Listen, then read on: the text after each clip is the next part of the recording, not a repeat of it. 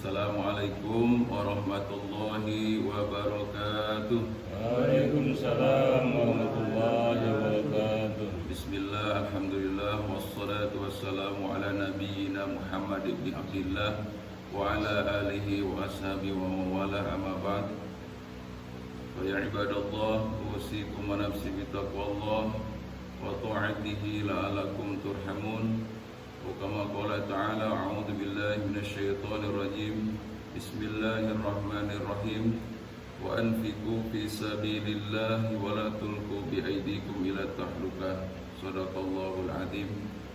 Jamaah subuh rahimakumullah, bersyukur kepada Allah Subhanahu wa taala atas karunia-Nya kepada kita semua. Alhamdulillah, kita kembali dibangunkan oleh Allah Subhanahu wa taala dalam keadaan sehat walafiat. Ini adalah merupakan karunia Allah Subhanahu wa taala kepada kita semua, dan mari kita syukuri sedikit ataupun banyaknya nikmat Allah yang diberikan kepada kita adalah terletak pada bersyukurnya kepada Allah Subhanahu wa taala.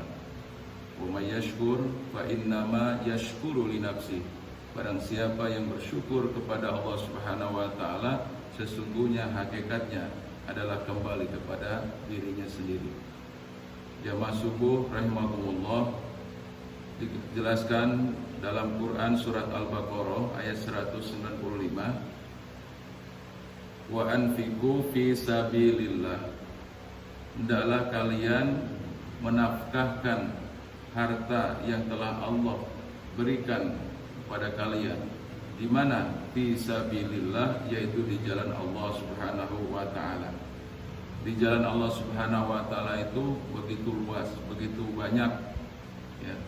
Jadi ibaratnya jalan menuju ke surga itu begitu banyak.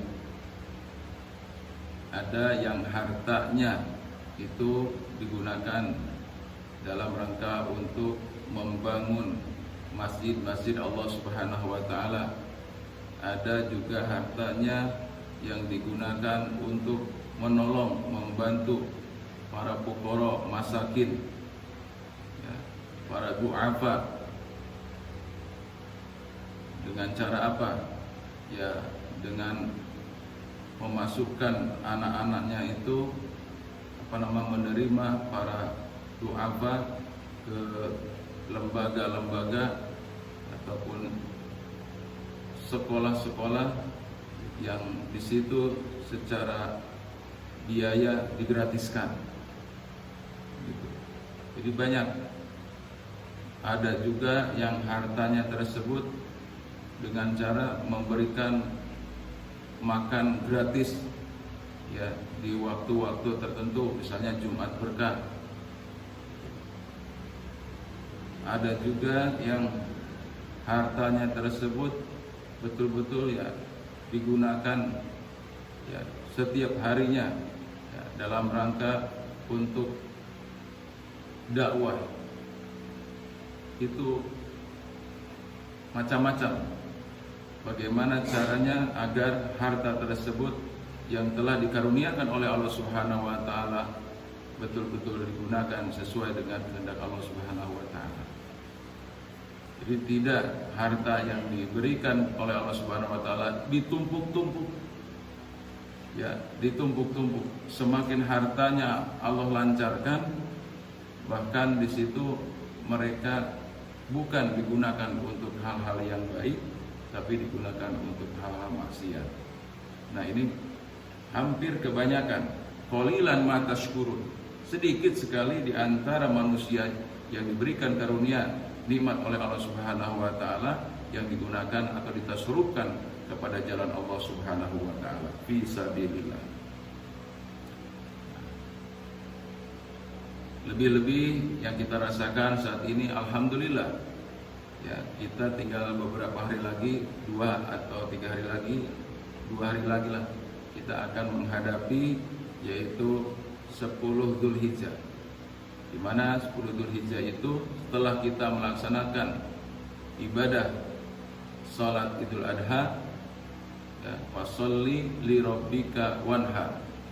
Kita salat sunnah muakkad hukumnya untuk melaksanakan, yaitu sholat Idul Adha pada tanggal 10 Dzulhijjah, kemudian dilanjutkan dengan pemotongan hewan kurban, wanhar.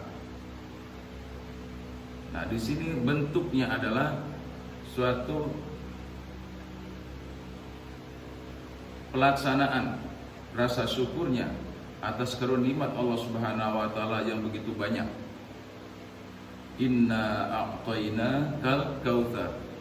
Sungguh kami telah memberikan rizki kepadamu ya, yang begitu banyak. Maka perintah Allah Subhanahu wa taala tiada lain, fasolli, hendaklah kamu melaksanakan ibadah sholat. Dan para mufassir, sebenarnya bukan hanya kita nanti melaksanakan sholat Idul Adha, fasolli di sini. Maka sholat itu adalah merupakan manifestasi dari bersyukur kepada Allah Subhanahu wa taala atas karunia nikmat yang Allah berikan kepada kita. Jadi nikmat itu bukan hanya nikmat harta, ya, nikmat kekayaan, jabatan dan seterusnya, termasuk nikmat iman, Islam, kesehatan. Maka kalau kita melaksanakan ibadah sholat wajib, sholat kita 5 waktu penuh, dilaksanakannya dengan sempurna, ya, di masjid ataupun di musola, dan juga dilaksanakan di awal waktu secara berjamaah, ini adalah merupakan manifestasi kita, ya, apresiasi kepada nikmat-nikmat Allah Subhanahu wa taala.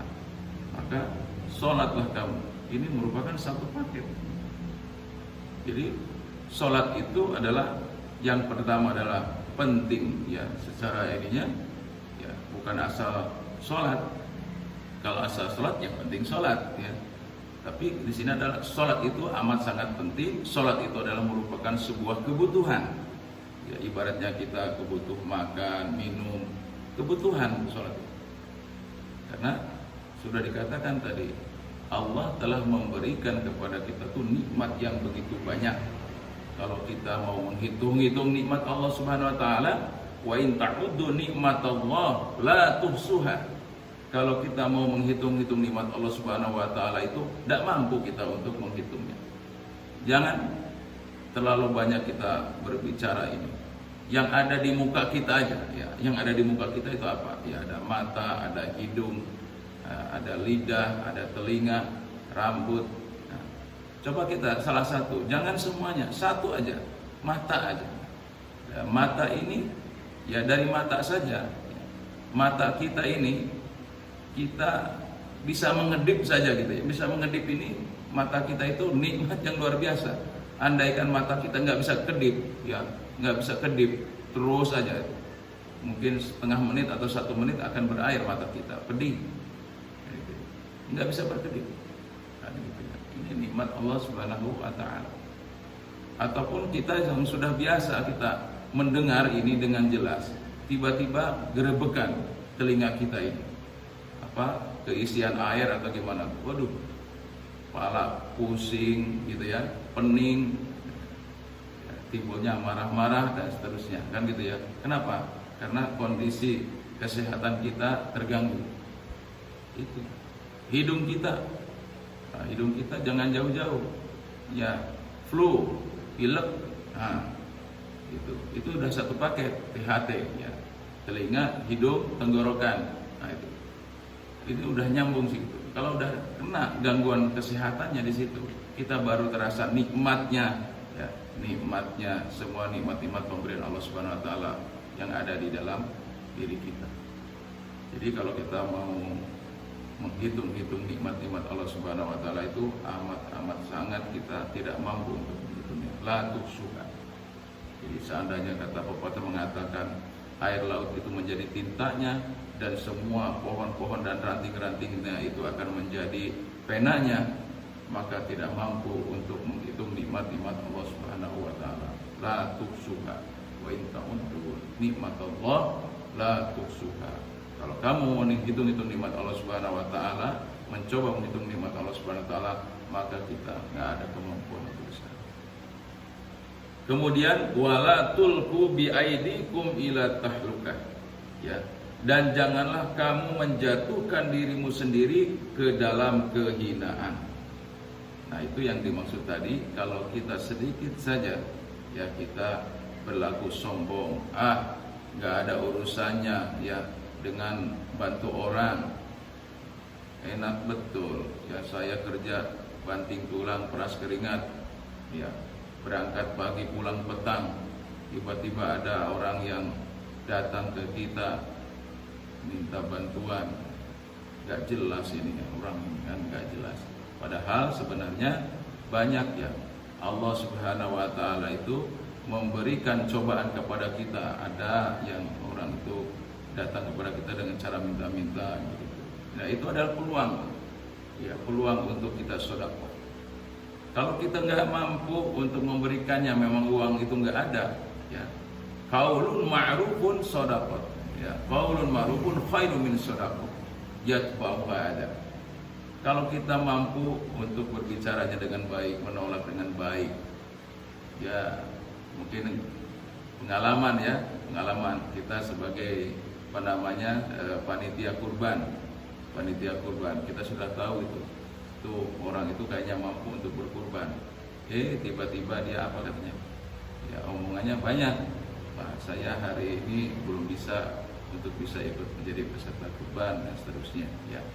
Ya, alhamdulillah kalau dia itu berbicaranya bagus baik. Tapi kalau sampai ada kata-kata yang baik itu ya, yang kadang-kadang membuat kita nggak bagus ya,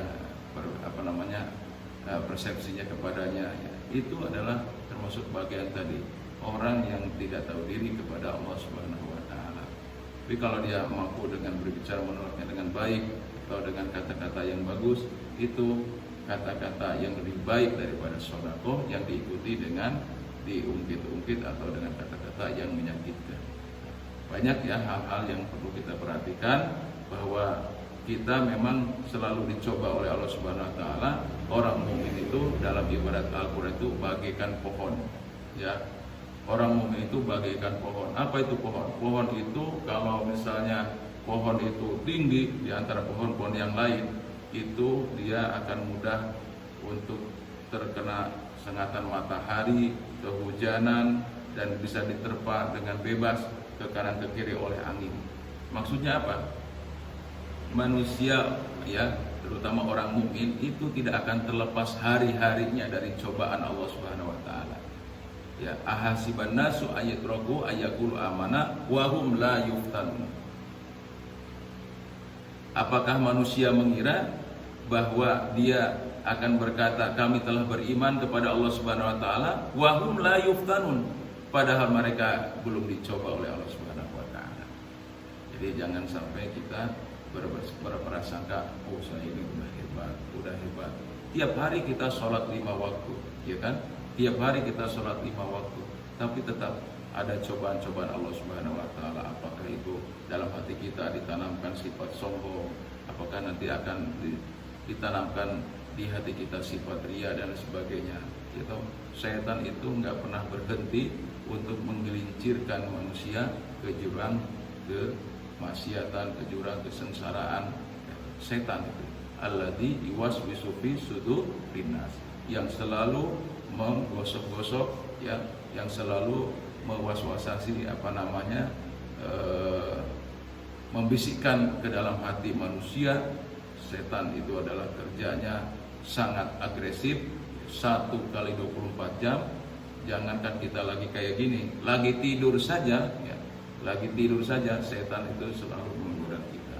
Nyaris setan 1 kali 24 jam dalam rangka untuk menjerumuskan manusia ke dalam neraka ya, mencari sebanyak-banyaknya pengikutnya nanti ke dalam neraka. Demikian barangkali, mudah-mudahan yang tinggal 2 hari lagi kita akan menghadapi yaitu Idul Adha. Mudah-mudahan yang pertama semoga Allah Subhanahu wa Ta'ala sampaikan usia ke sana. Kemudian yang kedua, semoga Allah Subhanahu wa Ta'ala berikan rezeki kepada kita yang halal lagi baik ya. Mudah-mudahan kita bisa ambil bagian dalam rangka tadi untuk berkurban di sana. Wabillahi taufiq wal hidayah. Nasrun minallahi wa fadlun qarib. Assalamualaikum warahmatullahi wabarakatuh. Waalaikumsalam.